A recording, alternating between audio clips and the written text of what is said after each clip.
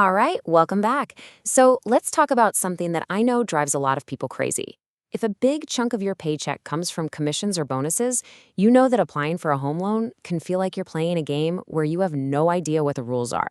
Well, today we are cracking that code. Right? You bust your gut for that extra income, you see the numbers plain as day on your payslip, but when it comes to your borrowing power, it feels like a huge piece of it just vanishes into thin air. Sound familiar? Yeah, you're not imagining things.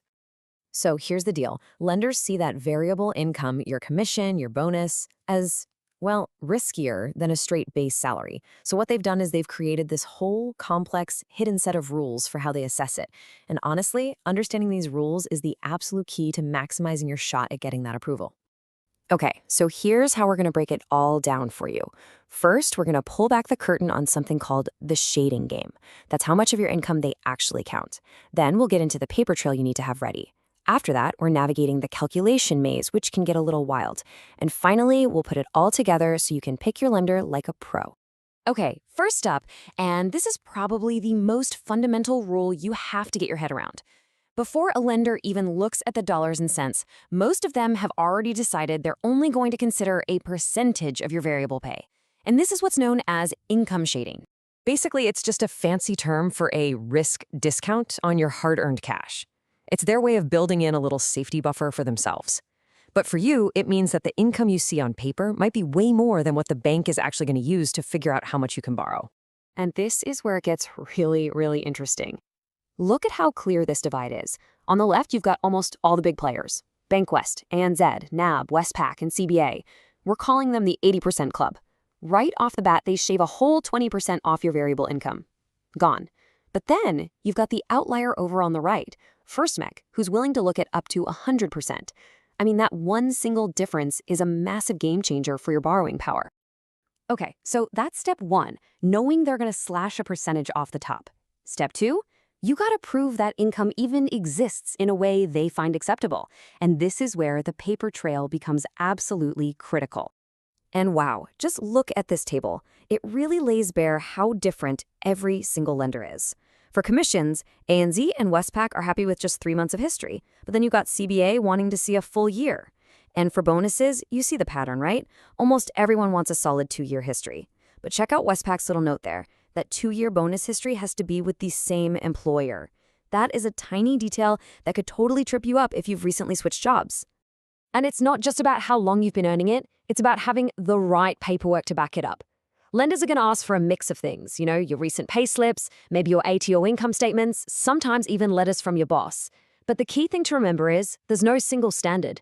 For example, a lender like FirstMac is super strict. They want both a payslip and your official ATO statement, or they won't even look at you. All right, you ready? This is where we get into the real nitty-gritty. Your head might spin a little bit here. Once they have your documents and they've applied their shading, how do they actually land on that final number? Well, each bank has its own unique and, let's be honest, sometimes really confusing formula. Let's take this quote from ANZ. It's a perfect example of how they play it safe and how that can hurt you. So imagine this. 2 years ago, you got a $20,000 bonus. Awesome. Last year, you got a $10,000 bonus. Still good. The average is 15 grand, right? But your most recent was only 10. ANZ will look at both and take the lower number, the 10 grand. And just like that, your borrowing power takes a hit. And you can see that difference right here. It might seem like a small detail, but it's a huge deal. Combank is a bit more forgiving. They'll average your last 2 years. So if you had one great year and one so-so year, the average helps smooth things out. But ANZ and NAB, they're tougher. They'll basically penalize you for that weaker year by taking the most conservative figure possible. Okay, now check out Westpac's method. It's a little different.